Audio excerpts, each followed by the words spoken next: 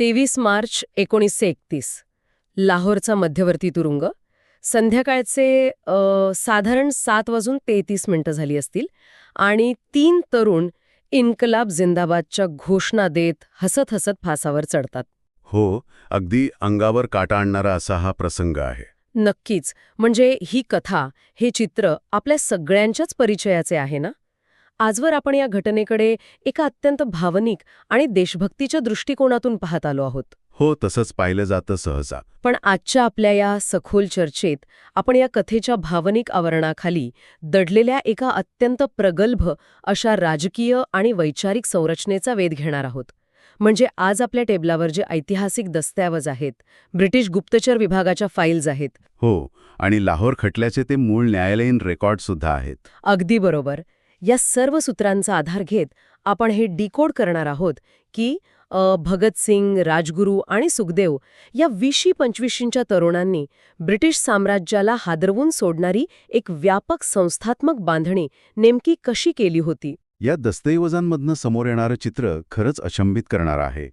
कारण कसं आहे, जेव्हा आपण सशस्त्र क्रांतीचा विचार करतो तेव्हा आपल्या डोळ्यांसमोर केवळ बंदुका, स्फोटके आणि गुप्त कारवाया येतात. हो, साहजिकच आहे ते. पण हे रेकॉर्ड्स स्पष्ट करतात की या तरुणांचं मुख्य शस्त्र हे पिस्तूल नव्हतंच मुळी, तर तो त्यांचा प्रगल्भ राजकीय विचार होता. त्यांनी उभारलेला लढा हा केवळ सत्तेच्या विरोधातला असा उत्स्फूर्त उद्रेक नव्हता. म्हणजे त्यामागे काहीतरी ठोस वैचारिक बैठक होती असं तुम्हाला म्हणायचंय. अगदी. त्यामागे अर्थशास्त्र, समाजशास्त्र आणि जागतिक इतिहासाचा अत्यंत सखोल अभ्यास होता. आणि याच अभ्यासातून त्यांनी त्यांच्या चळवळीची दिशा ठरवली होती. अच्छा. आणि या चळवळीला गती देणारी किंवा एक प्रकारची ठिणगी टाकणारी घटना म्हणून हे दस्तऐवज 1928च्या सायमन कमिशनकडे निर्देश करतात. हो, सायमन कमिशनचा तो काळ खूपच अस्थिरतेचा होता. बरं, आता सायमन कमिशनला विरोध का झाला यामागचं राजकीय कारण समजून घेणं इथे गरजेचं वाटतं मला. ब्रिटिश सरकारने भारताच्या राजकीय भविष्याची दिशा ठरवण्यासाठी हे कमिशन नेमले होते. बरोबर. पण यात संतापजनक बाब ही होती की या कमिशनमध्ये जे 7 सदस्य होते ते 7च्या 7 ब्रिटिश होते. एकाही भारतीयाला यात स्थान नव्हतं. म्हणजे भारताचं भविष्य ठरवणाऱ्या समितीत भारतीयांनाच वगळणं हा एक प्रकारचा खूप मोठा राजकीय अपमान होता. आणि म्हणूनच संपूर्ण देशभरात या कमिशनला काळे झेंडे दाखवून अत्यंत तीव्र विरोध होत होता. आणि या विरोधाचे पडसाद साहजिकच लाहोरमध्येही उमटले. हो, उमटलेच. 30 ऑक्टोबर 1928 रोजी लाहोर रेल्वे स्टेशनवर सायमन कमिशनच्या विरोधात एक मोठं पण शांततापूर्ण निदर्शन सुरू होतं. आणि या निदर्शनाचं नेतृत्व स्वतः लाला लजपतराय करत होते. लाला लजपतराय म्हणजे तेव्हाचे एक अत्यंत प्रभावशाली नेते. अगदी. पण परिस्थिती नियंत्रणाबाहेर जात असल्याचं पाहून किंवा कदाचित मुद्दाम दडपशाही करण्याच्या हेतूने तिथला स्थानिक पोलीस अधीक्षक जेम्स ए स्कॉट याने लाठीचार्जचे आदेश दिले. बापरे. आणि या लाठीचार्जमध्ये पोलिसांच्या मारहाणीत लाला लजपतराय अत्यंत गंभीर जखमी झाले आणि पुढे 17 नोव्हेंबरला त्यांचा मृत्यू झाला. या ऐतिहासिक नोंदींनुसार एका इतक्या मोठ्या राजकीय नेत्याचा असा मृत्यू ही तरुणांमध्ये तीव्र असंतोष भडकवणारी घटना होती. म्हणजे याच असंतोषातून मग पुढे स्कॉटला मारण्याची योजना आखली गेली. हो, तो बदला घेण्याचा एक निर्धारच होता त्यांचा. बरं, आपण जेव्हा या योजनेचे तपशील वाचतो ना तेव्हा मला हे एखादं आधुनिक काळातील काय म्हणतात त्याला, कव्हर्ट इंटेलिजन्स ऑपरेशन सारखं वाटतं. हो, तसंच होतं ते एक प्रकारे. म्हणजे चंद्रशेखर आझाद, भगतसिंग, राजगुरू आणि जयगोपाल यांनी या हत्येचा अत्यंत बारकाईने नियोजन केलं होतं. रेकी करणं, पळून जाण्याचे मार्ग निश्चित करणं, टार्गेटची ओळख पटवणं हे सगळं आधीच ठरलं होतं. बरोबर.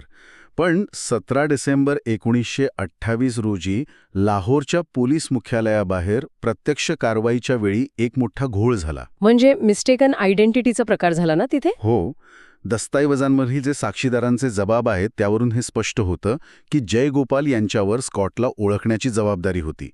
पण जेव्हा एक ब्रिटिश अधिकारी मोटरसायकलवरून बाहेर आला तेव्हा जयगोपाल यांनी त्याला स्कॉट समजून इशारा केला. अच्छा. राजगुरूंनी पहिली गोळी झाडली आणि त्यानंतर भगतसिंगांनी.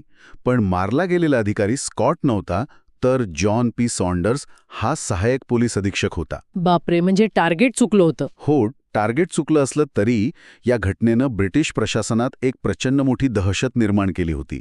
आणि यानंतर आझाद आणि राजगुरू यांनी भूमिगत राहून आपलं काम कसं चालवलं याचे तपशीलही थक्क करणारे आहेत. या भूनिभाग मोहिमेचे तंत्र खूपच प्रगत होतं असं मी या फाईल्समध्ये वाचत होते. म्हणजे संपूर्ण ब्रिटिश पोलीस यंत्रणा त्यांच्या शोधात असताना आझाद आणि राजगुरू सलग 2 वर्ष पोलिसांना गुंगारा देत राहिले. हो, 2 वर्ष ते हाती लागले नाहीत. त्यांनी केवळ वेषांतर केलं नाही तर माहितीचं अत्यंत सुरक्षित असं कंपार्टमेंटलायझेशन केलं होतं. कंपार्टमेंटलायझेशन म्हणजे नक्की कसं? म्हणजे एका गटानं दुसऱ्या गटाच्या ठिकाणांची किंवा त्यांच्या कामाची पूर्ण माहिती नसायची. यामुळे एखादा क्रांतिकारक दुर्दैवाने पकडला गेला तरी संपूर्ण साखळी उद्ध्वस्त होण्याचा धोका कमी असायचा. क्या बात है. यातून त्यांची रणनीतिक समज किती उत्तम होती हे दिसून येतं. अगदी. पण ही रणनीतिक समज केवळ गुप्त कारवायांमधून आली नव्हती असं मला वाटतं. नाही, अजिबात नाही. ती त्यांच्या सखोल वाचनातून आणि वैचारिक मंथनातून विकसित झाली होती. आपण सुरुवातीला ज्या अभ्यासाचा उल्लेख केला त्याचं मूळ आपल्याला लाहोरच्या नॅशनल कॉलेजमध्ये सापडतं. सुखदेव आणि भगतसिंग हे तिथे विद्यार्थी होते ना? हो. या महाविद्यालयातील प्राध्यापक आणि तिथलं एकंदर वातावरण हे पारंपरिक ब्रिटिश शिक्षण व्यवस्थेपेक्षा खूप वेगळं होतं. तेथे जागतिक राजकारण आणि इतिहासावर अगदी मुक्तपणे चर्चा होत असे. सुखदेव यांनी तिथे रशियन राज्यक्रांतीचा अतिशय चिकित्सक अभ्यास केला होता. इथे मला या अभ्यासाच्या स्वरूपाबद्दल थोडं खोलात जायला आवडेल. कारण ऐतिहासिक नोंदींनुसार ते केवळ रशियन क्रांतीच्या तारखा किंवा कोणती घटना कधी घडली एवढंच वाचत नव्हते. बरोबर. त्यांचा अभ्यास खूप सखोल होता. ते कार्ल मार्क्स, लेनिन आणि बाकुनिन यांच्या साहित्याचं अगदी बारकाईने विश्लेषण करत होते. त्यांना यातून हे समजून घ्यायचं होतं की रशियामध्ये जारची राजेशाही उलथवून टाकण्यासाठी सामान्य कामगार आणि शेतकऱ्यांना कशा प्रकारे संघटित केलं गेलं. हो, आणि हे खूप महत्वाचं आहे. कारण केवळ सत्ताधारी बदलणे हा त्यांचा उद्देशच नव्हता मुळी. म्हणजे त्यांना सत्तेचं स्वरूपच बदलायचं होतं. अगदी बरोबर. आणि याच विचारातून त्यांनी त्यांच्या मूळ संघटनेच्या नावात एक अत्यंत महत्वाचा बदल केला. हा बदल त्यांच्या चळवळीचा गाभा स्पष्ट करतो. तो हिंदुस्तान रिपब्लिकन असोसिएशन मधला बदल ना? हो, पूर्वीच्या हिंदुस्तान रिपब्लिकन असोसिएशन म्हणजे HRA या संघटनेत त्यांनी सोशलिस्ट हा शब्द जोडला आणि ती हिंदुस्तान सोशलिस्ट रिपब्लिकन असोसिएशन झाली. अच्छा, पण हा सोशलिस्ट किंवा समाजवाद हा शब्द जोडण्यामागे त्यांचा नेमका उद्देश काय होता? समाजवाद किंवा सोशलिझमचा त्यांचा अर्थ अतिशय स्पष्ट होता. त्यांना असा भारत हवा होता जिथे केवळ राजकीय स्वातंत्र्य नसेल तर आर्थिक शोषणही नसेल. संपत्तीचं समान वाटप आणि उत्पादन साधनांवर समाजाची मालकी हे त्यांचं प्रमुख ध्येय होतं. म्हणूनच त्यांच्या जाहीरनाम्यात कारखान्यांमधील कामगार आणि शेतात राबणारे शेतकरी हेच खऱ्या क्रांतीचे वाहक असतील असं त्यांनी स्पष्टपणे नमूद केलं होतं. हो, त्या दस्तऐवजात हे अगदी ठळकपणे दिसतं. पण इथे खूप मोठा विरोधाभास मला दिसतो. कोणता विरोधाभास?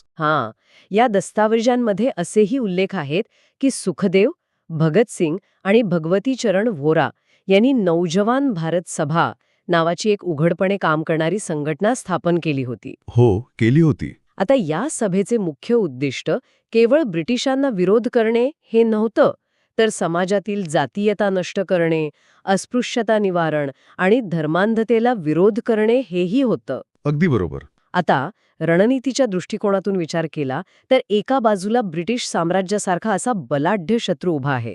त्यांना देशाबाहेर काढण्याचं मुख्य उद्दिष्ट असताना त्याचवेळी आपल्याच समाजातील हजारो वर्षांच्या परंपरा, जातीय व्यवस्था आणि धार्मिक रूढी यांच्या विरोधात लढा उघडणे हे स्ट्रॅटेजिकली योग्य होतं का? हा खूप चांगला प्रश्न आहे. म्हणजे एकाच वेळी 2 आघाड्यांवर का लढायचं त्यांनी? हाच तो मुद्दा आहे जो त्यांना केवळ क्रांतिकारक न ठरवता एका प्रगल्भ राजकीय आणि सामाजिक विचारवंत ठरवतो.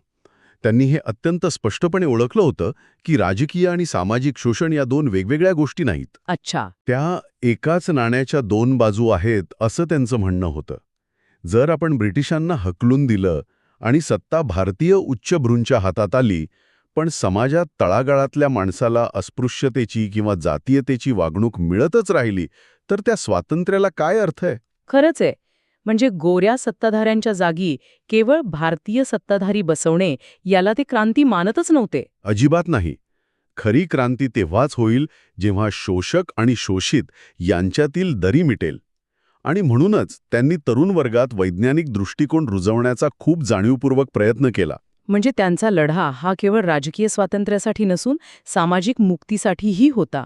आणि हा विचार लोकांपर्यंत पोहोचवण्यासाठी त्यांनी वेगवेगळ्या माध्यमांचा अत्यंत हुशारीने वापर केला.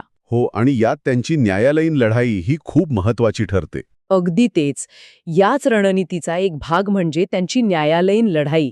सॉन्डर्स हत्येनंतर आणि असेंब्लीत बॉम्ब टाकण्याच्या घटनेनंतर जेव्हा त्यांना अटक झाली, तेव्हा त्यांनी त्या अटकेचा वापर एका वेगळ्याच पातळीवर केला. हो, ते न्यायालयीन रेकॉर्ड्स वाचताना हे स्पष्ट होतं. लाहोर खटल्याचे रेकॉर्ड्स वाचताना मला एक गोष्ट प्रकर्षाने जाणवली की त्यांनी कोर्टाला चक्क एक पब्लिक ब्रॉडकास्टिंग सिस्टीम म्हणून वापरलं. अगदी तंतोतंत हेच त्यांनी केलं. कारण ब्रिटिश न्यायव्यवस्थेची एक पद्धत होती की कोर्टाच्या कामकाजाचे वार्तांकन करण्यासाठी वृत्तपत्रांना तिथे परवानगी असे. आणि या तरुणांनी हाच धागा हेरला होता. अच्छा. कोर्टात न्यायाधीशांसमोर दिलेले त्यांचे जबाब दुसऱ्या दिवशी देशभरातील वर्तमानपत्रांच्या पहिल्या पानावर छापून येत असत. त्यामुळे त्यांनी कोर्टात स्वतःचा बचाव करण्यावर कधीच भर दिला नाही. म्हणजे त्यांनी आपली राजकीय विचारधारा आणि स्वातंत्र्याची व्याख्या स्पष्ट करण्यावर तिथे भर दिला. हो, त्यांच्यासाठी कोर्ट ही एक अशी जागा बनली आहे जिथून ते संपूर्ण देशाला संबोधित करत होते, आपली भूमिका मांडत होते. आणि या न्यायालयीन खटल्याच्या दरम्यान तुरुंगात घडलेल्या घटनाही तितक्याच महत्वाच्या आहेत ना. तिथे त्यांनी उपोषण पुकारले होते. हो, ते एक अतिशय दीर्घ आणि खडतर उपोषण होतं. अनेकदा आपल्याला वाटतं की हे उपोषण चांगल्या अन्नासाठी किंवा सुविधांसाठी होतं, पण दस्तऐवज स्पष्ट करतात की हे उपोषण राजकीय कैद्याचा दर्जा मिळवण्यासाठी होतं. हो, कारण त्या काळात ब्रिटिशांच्या कायद्यानुसार राजकीय कैद्यांना तुरुंगात पुस्तके वाचण्याचा, लिहिण्याचा आणि सक्तीच्या मजुरीचं काम न करण्याचा अधिकार होता. अच्छा, म्हणजे हे क्रांतिकारक स्वतःला सामान्य गुन्हेगार मानत नव्हते. मुळीच नाही. ते स्वतःला एका राजकीय ध्येयासाठी लढणारे युद्धकैदी मानत होते आणि ती कायदेशीर मान्यता मिळवण्यासाठीच त्यांनी ते प्रदीर्घ उपोषण केलं होतं. आणि याच कायदेशीर प्रक्रियेत ब्रिटिश सरकारने त्यांचा गट फोडण्यासाठी एक जुनी चाल खेळली, असंही या फाईल्समध्ये दिसतं. हो, ती माफीच्या साक्षीदार बनवण्याची चाल. ब्रिटिश कायद्यात अशी एक तरतूद होती की एखाद्या कटातील एका साथीदाराला फाशीची किंवा कठोर शिक्षेची माफी देऊन त्याच्याकडून इतर साथीदारांविरुद्ध साक्ष वधवून घ्यायची. बापरे, म्हणजे फूट पाडण्याची नीती. अगदी. आणि ही ऑफर सुखदेव यांना देण्यात आली होती. कारण सुखदेव हे या संपूर्ण संघटनेचे ब्रेन मानले जात होते. पंजाबमध्ये त्यांनीच संघटना उभी केली होती. मग ब्रिटिशांना वाटलं असेल की जर सुखदेव यांना फोडलं तर संपूर्ण जाळच उलगडेल. हो, त्यांचा तोच हेतू होता. पण सुखदेव यांनी ही ऑफर अत्यंत स्पष्टपणे आणि बाणेदारपणे नाकारली. समोर निश्चित मृत्यू दिसत असतानाही आपल्या राजकीय निष्ठा न बदलण्याची ही जी मानसिकता आहे ना, ती त्यांच्या वैचारिक परिपक्वतेचं मोठं लक्षण आहे. खरंच खूप अफाट धैर्य होतं ते. पण दुर्दैवाने शेवटी पुराव्यांच्या आधारे त्यांना फाशीची शिक्षा सुनावण्यात आली. हो, 23 मार्च 1931ला त्यांना फाशी देण्यात आली.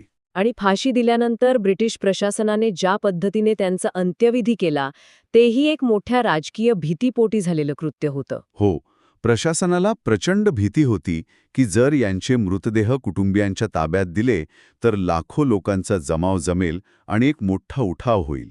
त्यामुळेच अत्यंत गुप्तपणे रात्रीच्या अंधारात त्यांचे मृतदेह फिरोजपूर जवळच्या सतलज नदीच्या काठी नेण्यात आले आणि तिथेच त्यांच्यावर अंत्यसंस्कार करण्यात आले. आणि या अंत्यसंस्काराच्या जागेभोवती म्हणजेच हुसेनीवाला या जागेभोवती पुढे जो राजकीय आणि मुत्सद्य इतिहास घडला तोही या नोंदींमध्ये खूप रंजकपणे मांडलेला आहे.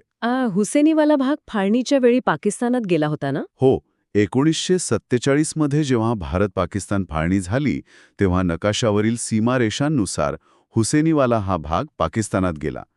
पण या हुतात्म्यांची समाधी पाकिस्तानात राहणं हे भारतासाठी एक अतिशय भावनिक आणि राजकीयदृष्ट्या संवेदनशील असं प्रकरण होतं. बरोबर. आणि यावर तोडगा काढण्यासाठी मग एक ऐतिहासिक जमीन बदलाचा करार झाला, ज्याला आपण लँड स्वॅप म्हणतो. हो. 1961 साली भारत आणि पाकिस्तान यांच्यात हा सीमा करार झाला.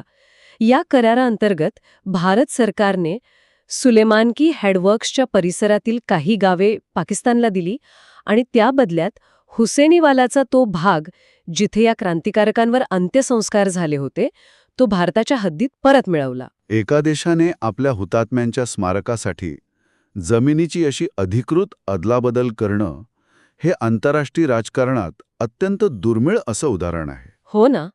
आणि पुढे 1968 मध्ये तिथे अधिकृत स्मारक उभारण्यात आलं. या सर्व घटनांचा आणि आपण आता चर्चा केलेल्या दस्तऐवजांचा एकत्रित विचार केला तर आपल्याला समजतं की यांचा लढा हा केवळ एका घटनेपुरता किंवा एका हत्येपुरता मर्यादित नव्हता. अगदी बरोबर. त्यांनी तयार केलेली पुस्तकांची यादी, त्यांचे कोर्टातील युक्तिवाद, त्यांनी स्थापन केलेल्या त्या संघटना आणि त्यांचे जाहीरनामे हे सर्व एका अत्यंत स्पष्ट आणि प्रगल्भ राजकीय विचारधारेचे पुरावे आहेत. हो, आणि या नोंदींमध्ये स्पष्ट दिसतं की त्यांनी हिंसेचा वापर हा एक तात्पुरता रणनीतिक पर्याय म्हणून केला होता, पण त्यांचं अंतिम ध्येय हे शोषणमुक्त आणि समतेवर आधारित समाज निर्माण करणं हेच होतं. आजच्या या सखोल चर्चेतून आपण हे नक्कीच समजू शकलो आहोत की आपण ज्यांना केवळ क्रांतिकारक म्हणतो ते प्रत्यक्षात अत्यंत बुद्धिमान, रणनीतिकार आणि राजकीय तत्त्वज्ञ होते. त्यांचा अभ्यास, त्यांची संघटनात्मक बांधणी आणि त्यांची न्यायालयीन रणनीती ही आजच्या काळातही कोणत्याही राजकीय अभ्यासकासाठी एक आदर्श केस स्टडी ठरू शकते. नक्कीच, यात काहीच शंका नाही. आता या चर्चेच्या शेवटी मला या दस्तऐवजांमधून समोर आलेला एक मुद्दा असा वाटतो जो आजच्या काळाशी आपण जोडून पाहू शकतो. कोणता मुद्दा? म्हणजे बघा ना, ह्या सर्व तरुणांनी 20व्या-22व्या वर्षी जागतिक अर्थकारण, राजकारण आणि समाजशास्त्राचा इतका सखोल अभ्यास करून स्वतःची एक स्पष्ट विचारधारा तयार केली होती. आज आपल्याकडे इंटरनेटच्या माध्यमातून जगातील सर्व माहिती सेकंदात उपलब्ध आहे. हो, आज तर माहितीचा महापूरच आहे. पण त्याच वेळी आपल्या आजूबाजूला माहितीचा एक मोठा गोंधळ आणि सातत्याने लक्ष विचलित करणारे अनेक घटक आहेत. जर इतक्या तरुण वयात कोणत्याही आधुनिक साधनांशिवाय ते इतकी प्रगल्भ, वैचारिक स्पष्टता आणि एकाग्रता साध्य करू शकत असतील तर आपण आज काय करू शकतो असा प्रश्न पडतो. अगदी आजच्या या अमर्याद माहितीच्या युगात आपण तीच एकाग्रता आणि अभ्यासू वृत्ती अंगीकारली तर आपण किती मोठ्या रचनात्मक बदलांची पायाभरणी करू शकू हा विचार नक्कीच आपल्याला अंतर्मुख करणार आहे. आणि याच एका विचारासोबत आपण आजची ही सखोल चर्चा इथेच थांबूया.